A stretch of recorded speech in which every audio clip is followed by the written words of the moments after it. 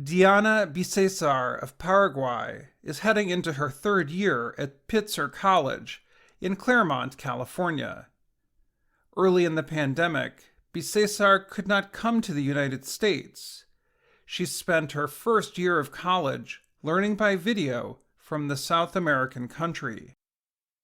During that time, Bisesar said she talked with over 100 international students studying in the U.S. She found out that many experienced difficulties while looking for internships or work. Besides visa restrictions, they said there was a lack of professional development resources at the schools. Some did not know about the Optional Practical Training Program, or OPT.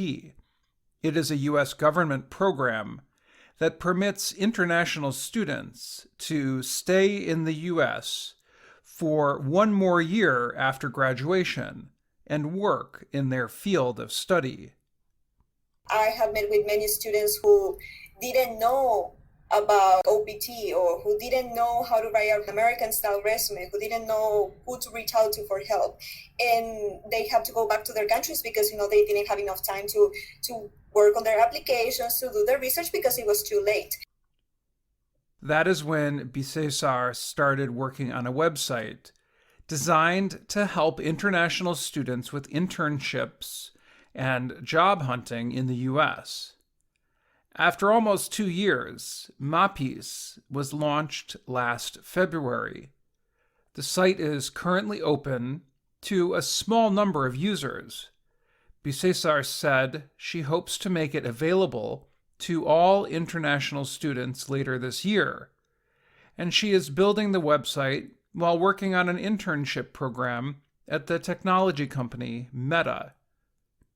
One professional who knows what it is like to be an international student is Eun-Kyu Lee, who came from South Korea in the 1980s. He is now a professor and a leader of Syracuse University's business school. Lee said, "Many international students know that it will be harder for them to find jobs than American students if they want to stay in the U.S. As a result, they start learning about visa and work programs early on." He said it is a good idea to join a networking group centered on international students, such as Mapis, along with a more general service, such as LinkedIn. If you don't have that kind of network or mentoring, then the only resource you may have is just the official job posting, which receives hundreds of resumes. And there, it may be really difficult for international students to stand out. Bisesar agreed that it is important for international students to hear from successful people who were once new to the U.S. It helps them feel more confident about their own abilities. In 2022, Mapis organized several online gatherings to connect students with those working in business, journalism, and technology. Bisesar told VOA that learning English changed her life. She said she would not be where she is today without a scholarship from the English Access Micro Scholarship Program in Paraguay. I always say, I was born again when I was 15, when I got this scholarship. My whole life changed after that. Coming to the U.S. for college also opened other doors for me, like this amazing internship that I have right now, and also creating Mapis. So, I always motivate people to study English.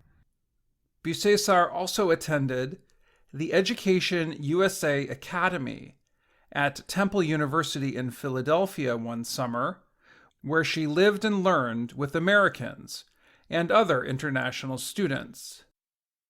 Beyond STEM, or subjects in science, technology, engineering, and math, Bisesar wants Mapis to be a place where international students can learn about business, social programs, and government.